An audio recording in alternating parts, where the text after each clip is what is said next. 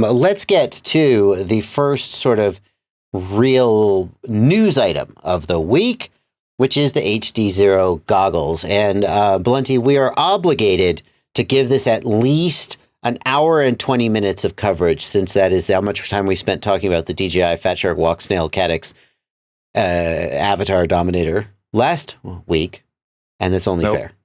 No. Oh, no? All right. Well, I mean, I'm not gonna. That's not how this works. But yeah. Well, we'll talk about it, and we'll have a good discussion. So, I guess we'll start with this post from Carl Zhao. A lot of information about the goggle and a render, or maybe a 3D print. It looks like a 3D print. I think there's some renders and 3D prints. A little of both. What do we think of the specs, Blunty? So the specs, we talked early on about the specs, what the original specs would be back when these were announced. And most of those specs have come to pass, it looks like, in addition to a few more that people are asking for sure. So, obviously on-off sliding switch that most people would want on a goggle is going to be there. It'll be all open source. So we've talked previously about how they've dedicated to go open source, and this goggle will be no different. Basically, everything in the goggle will be open source except the, except that main ASIC.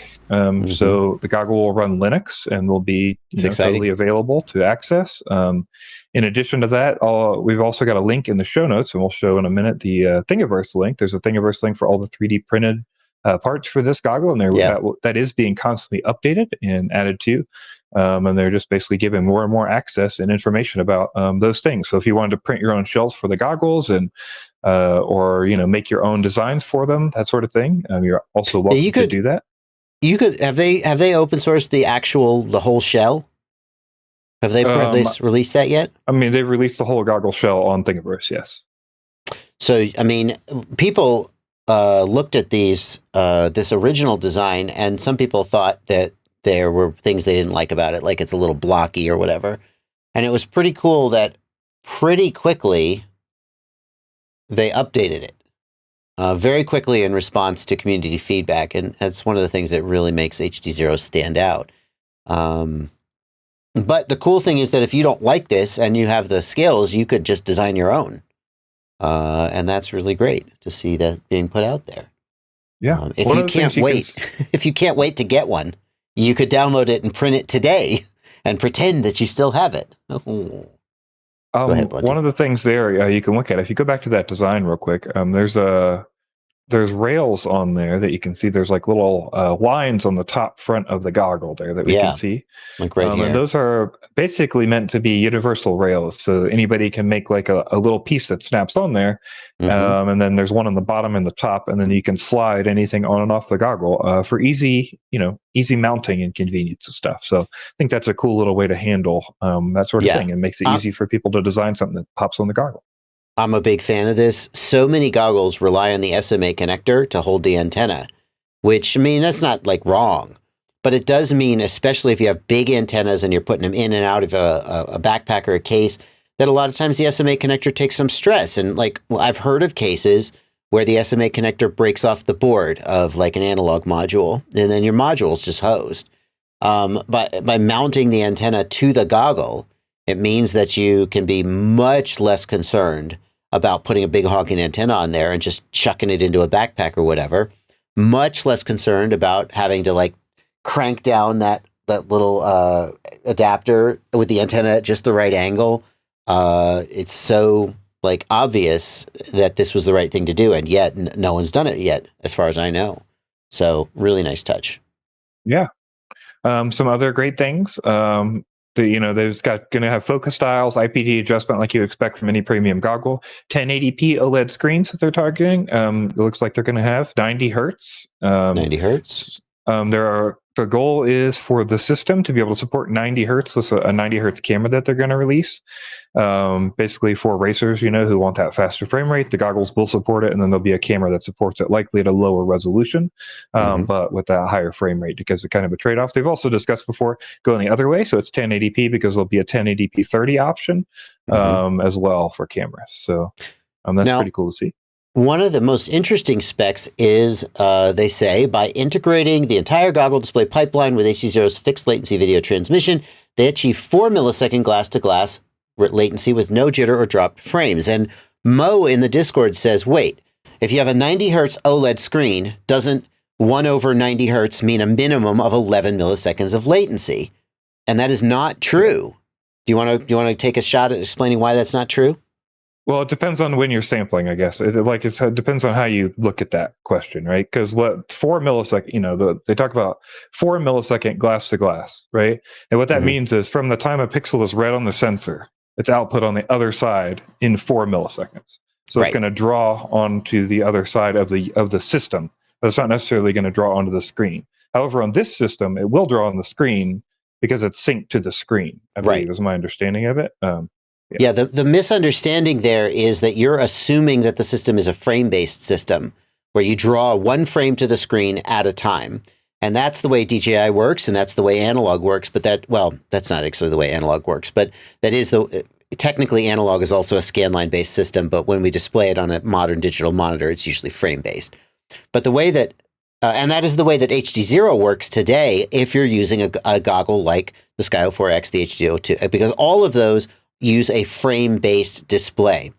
But what Carl is going to do with these goggles is HDZero is scanline based. So it is constantly scanning down the camera and down the screen and transmitting those scan lines. It's not sort of packaging that up into frames and sending a frame at a time.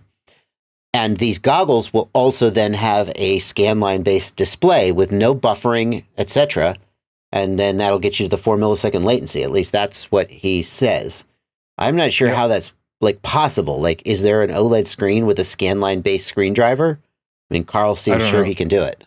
Yeah, I don't know how any of that stuff works. I just know basically the core concept there is that the end to end from reading the pixel to drawing the pixel, is 4 milliseconds as far as that glass to glass. But if you're not on that pixel and you're drawing a different part, then it's going to take time to get back to draw that pixel again, right? So it might be longer than that time, but the glass to glass part from pixel to pixel is 4 milliseconds.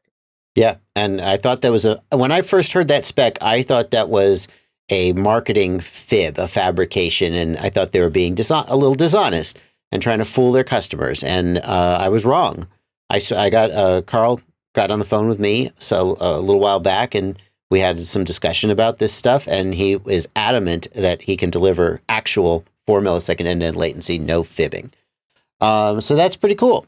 If you care about latency, it sure seems like this is going to be the video system for you. Yeah. Zanakis FPV says, wait, is JB warming up to HDZero? I'm not sure why you this does not reflect a change in my opinion towards HDZero. My opinion towards HDZero has not been cool and is not warmer today than it was. I mean, this isn't even the first time we've talked about this, but if you just noticed, then cool. All right, let's see. Yeah, so a couple other things we've got. They're going to have, 3 different fans in there, so there's plenty of different internals and fogging support. We've got HDMI input and HDMI output, contrary to what Greg says from Fat Shark. You can do both, and they are. Well, they have separate HDMI. It's not one HDMI plug, right? Yeah, it's one in and one out. But Greg also said they couldn't do an AV in if they did HDMI out. Well, I mean, obviously, technically that's feasible. It just, I think you meant from a business perspective. I mean, sure, but they're doing all 3. So you get HDMI in, you get HDMI out, and you get analog video and audio input as well. So yeah, and I think this to me stands out as the feature that really distinguishes these goggles from goggles like the DJI and the Avatar goggles. And I think those goggles are all on a spectrum, right? DJI goggles are the most, at one end of the spectrum, you've got, here, I made you a wonderful product. I hope you like it. And, now dad is going out to get cigarettes and you're not going to see him again for 6 months. And here on the other end of the spectrum, you've got the guy your mom met after dad left, who is a super awesome stepdad and takes care of all your needs and listens to everything you have to say and throws the ball with you. And that's HDZero. Okay, it's a good analogy, and I'm sticking with it. Because, and then somewhere in the middle, you've got the Fat Shark walk snail, which seems somewhat responsive, but like for example, you said, people want an HDMI in and an HDMI out and an AV in. And by God, cool stepdad's going to give it to you. Yeah, very much so. I'm really warming to that analogy because DJI is like that, aren't they? And I apologize to anyone with family trauma in your past. I don't mean to trigger you, but like DJI disappears and you got your goggles and then like every so often they just pop in and they're like, oh, hey, we got a firmware update. All right, see you later, sport. And you're like, oh, well, I mean, cool. Thanks, Dad. But Dad, please come back. I just want to. All right, I'll stop. Yeah. Okay. So, okay, what else do we have? I've derailed you. I've completely derailed you. Okay. So, in addition to the analog input, the analog input is not an HDMI style analog input. It skips all the bullshit, and it's just a direct analog input, so there's no additional latency. It works just like you would expect an AVN to work. It also has a special deinterlacer. So typically, there's the deinterlacing chips are separate from the display driver chips, and they're not controlled by the manufacturer of the goggle, really. They're just chips they use. So instead, this deinterlacing will be done by Carl, and it'll mean that there's no jitter. So you know how sometimes in analog signals you have jitter from the deinterlacing. It kind of goes up and down, up and down, up and down. Yeah, a little bumping up and down. Yeah, and so that should be not present because of this 2D deinterlacer they have. Nice. In addition, you can record that AVN just like you would expect. So basically, all the things you'd ask for. There's also an ELRS backpack port on this, so you can use backpack support if you need that. And there's a head tracker port in there too, if you didn't get enough already. So and it's like, I think that the HDZero system for many people is not as good as the DJI system. I know that's going to piss some people off. Like for people who are extremely latency sensitive, it's clearly the winner. But if you just look at the raw link performance, can I see how much range do I get? I think DJI wins for a lot of people. But this is so compelling. These goggles are so compelling that I think that it's going to offset that. It's going to pull some people who would have gone with DJI. They're going to be like, you know what? That 1 watt VTX I can live with it. It's good. No, I like it because they have everything. They have everything. And whatever they don't have, how long until these goggles run Doom? It's got Linux on it. I don't know what the processing power is, but I would assume not long. Yeah. They're going to do everything you want from a goggle. It's just going to do it. There's going to be, how long until there's a GitHub repo with open source firmware that you can flash with like whatever, right? Yeah. So cool. The hardware is there. It's really good. I think one of the things we'll really see from this, if everything goes to plan, right? If all works out and the goggles delivered properly and the timeline works out and everything is all good to go, I could really see this replacing the HDO2 or Sky04X choice. Right? Oh yeah. If this comes in the right bracket of price and the right ranges of everything, if you look at features right now, it's hard to imagine a situation where you would not recommend to somebody to spend $50 more and buy. I see what you're getting at. If the SkyZone Sky04X is $500 and this is $550, buy this and just use it as an analog goggle, is what you're saying. Or even 600, because you're getting a VRX inside of this that's going to bump you up to a digital that's going to be a huge step above that analog that you're already getting. Yep. You're going to get all the support from all the other stuff. You're going to get all the open source. You're going to get all the additional parts onto the goggle. I mean, it's just, there's so many pieces you're getting there for just a little step up in price compared to what you normally get with something like this, right? Absolutely. This is a very compelling product. And I think it is going to, I mean, obviously it doesn't exist yet. It is, I don't even know that they have prototypes. They may have, who knows what they have. There are prototypes because there's a picture of somebody wearing them. And I think Ryan has a set from what I know. So yeah. Yeah. But so it has not gone to manufacturing yet. And especially in this day and age, I withhold my final opinion until I see manufactured samples going out to customers, because it's a lot of times stuff doesn't manifest the way that you would hope it would. Nevertheless, standard disclaimer out of the way, this is a lot of potential and is very exciting and could really pull HDZero in a way that maybe the pure, VTX and link technology hasn't yet. So this is really exciting. So far it's been asking people to make an extra purchase to get into HDZero. And now if you can say to somebody, hey, the best premium analog goggle is an extra $50 to have the best low latency digital technology you can get, I definitely think that's something people are going to be super excited about. And I don't know, that increases the install base so much if everything works out. Like we said, we can't guarantee that the goggles are going to be perfect. We don't even have, they're still in very early testing, though. A lot of the production is done. The glass to glass is done. Like, there's a bunch of work that's been done here. There's a lot of work that's already been done. So we're on the tail end of that work, and then pushing to beta testers, and then them pushing to a PVT release. So I don't want to discount the work that's been done there either. It remains to be seen what kind of what price it's going to be at, and it remains to be seen what kind of quantity they're going to be able to create. Those are the two things I think that are still the most outstanding things. But they have nailed, they've nailed the feature list, and frankly, the design is pretty decent. The second design is. And something we mentioned earlier, the second design, something they quickly iterated. They took all the feedback and were able to get out a new design that worked off of all that information and feedback and quickly adapted to changes and interesting things people needed. People complained about the ability to add diopters, and they knocked up a design that had a faceplate version that could use diopters. It's very responsive to users, and that's what people have been asking with for a long time. And I think that will push this, forward more. As we've seen, if people have access to something like ExpressLRS through the Semtech chip, I think we'll see the same thing develop here, like we talked about, through the whole open source ecosystem. And this goggle is just a part of that, pushing that forwards. Yeah, exciting. And we may even see like a walk snail module for it. I mean, theoretically, that could happen. Yeah, I think they have talked about before. They're happy to do that. So if they can.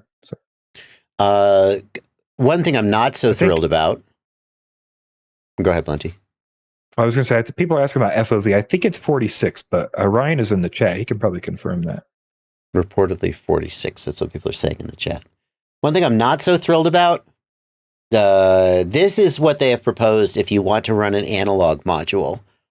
Reminds me a lot of that SkyZone big honking thing that SkyZone sold you that you can put on the side of your goggle. I mean, granted, we don't look so cool in these goggles to begin with, but big honking thing hanging out the side there. I don't know if there's a better way to do it, but that's unfortunate. I mean, maybe the community will come up with a better way to do it. After all, it's all out there, but this does not inspire me with beauty. The question is, where are you going to put it, right? So I know. I think the issue is, if you're going to put it somewhere, you're just going to make a larger goggle. So do you use a larger goggle, or do you tack it on the side? Maybe somebody wants to mount it on the rail in the front, set up on the side. I'm sure you could do that. Ooh, with a rail mount. I might almost be happier putting it on the rail on the front. Gotta say. Yeah. You might want to have patches up there. So I think I think the goal here is kind of for everybody, right? So if you want to do it like that, or you want to do it like this, or however, there's options for everyone. Well, I guarantee you that, I'm pretty sure that is just like something they knocked up. And if there's interest in making it better, somebody will have it already rendered before the goggles even hit people's doorstep. So very cool. Alrighty. Well, Blunty, that's about a half hour we talked about those goggles, and hopefully that is enough to keep the fans of the HDZero system from accusing us of being biased. Yeah, hopefully. We did put a link to the Discord, and I'll link that everywhere as well. If you want to go check out in the HDZero Discord, Ryan is over there along with a bunch of other folks, and they are always answering questions, and they've got links to information. If you want to share thoughts about the goggles, all that kind of stuff is over there to talk about as well. So sweet. And we'll keep you bringing any updates. So if we see any major updates, or when we find out when the beta tests are happening. So time frame. Do we have a time frame? Last time frame I heard was, I believe, August is beta, like July, August is beta. PVT, like a purchasable test goggle, would be September, October.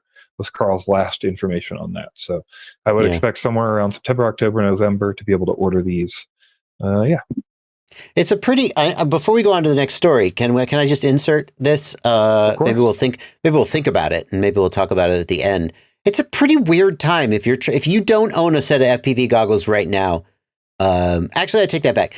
If you don't own a set of FPV goggles right now, you probably don't want to wait months and months to see what's going to bear out, and you should probably just buy something today.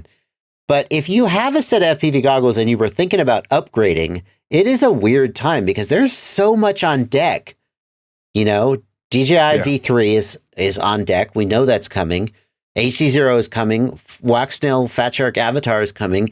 I can't think of a time where it has been less clear, like what is like the right goggle to get for you today if you're trying to buy. I guess that's good. Yeah, I mean, I said this before the Waxnail release or the Fat Shark release, and I'll say this now. Again, I don't think you should buy a goggle now. I don't really know what position you're in, but I think no matter what, you shouldn't buy a goggle. It would really piss me off if I spent $500 on a goggle and then a new goggle came out that was worth buying in 4 months, because that goggle's going to depreciate in value. And like, I don't know. It depends on how bad you want to fly and how much you want to get in. I mean, I'm not sure I would tell. I actually, somebody asked me, he was like, hey, I've got this old quad that's been sitting in my garage and I want to get it running again. I don't have a set of goggles. And I was like, look, just go spend $100 on a pair of Eachine goggles, or maybe a $200 on a Sky Zone. Like, I wouldn't say take 6 months off and don't fly. You know, I would say get in the air, have fun. But I think if you were shopping for a $500 goggle today, you have to accept that most of the time I'm like, don't wait. Who knows? The future is uncertain. Don't hold off.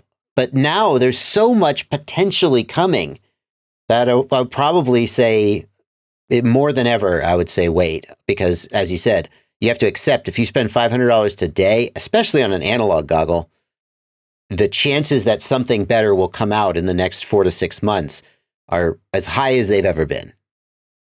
Yeah, absolutely. I think cheap analog goggles is the way to go now for sure. If you need to have something to fly and wait it out. Like you said, there's DJI V3s, there's we've got Orca digital system coming at some point. Oh, and Orca, duh. Haven't really heard a lot about it, but at some point we'll see that solution as well. So it's really hard to tell anybody to make a large purchasing decision right now. Yeah, unless you just really want a specific thing. Boom FPV says it would suck to see Fat Shark completely unsupport HDZero and leave their previous products in the dirt. Too late, they've done that. They've pretty much done that, haven't they? Yeah, HDZero is now supporting all the old Fat Shark Sharkbite VTXs, and I believe Fat Shark is still supporting their VRXs, but it's like sort of through HDZero a little bit. I know, we talked before about one they didn't support, and then we talked about it, and then they did because Carl reached out and stuff. So I know it's a little wishy-washy there, but they're definitely not on the front end of supporting that hardcore.